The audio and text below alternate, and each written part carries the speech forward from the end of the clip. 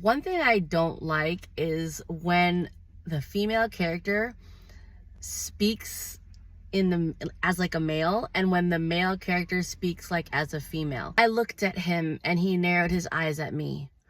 What are you looking at? I need a room for me and my wife. It's the male's chapter and it's female speaking, it'll be something like, it doesn't really hit the same from a female saying a female's line, but it's just so ick. Why does he read like this? She looked tired and it took everything in me to not toss her on my bed and order her to sleep.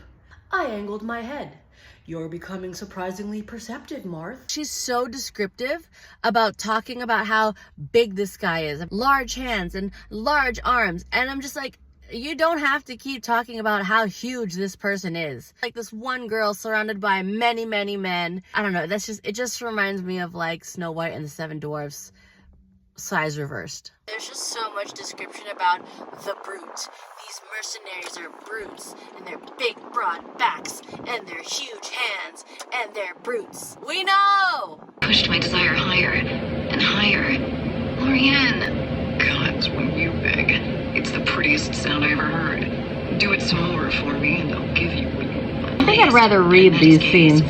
I don't get the attraction between the two of them. I don't get the chemistry. I don't really remember how I heard about this book. It was probably mentioned on Facebook or on TikTok. I don't know why it's so highly rated. I looked it up on Goodreads multiple times. It wasn't terrible, but I don't think it's worth 4.5 stars. And I don't intend to continue reading the rest of the series. I don't vibe with it, and I think it was underwhelming.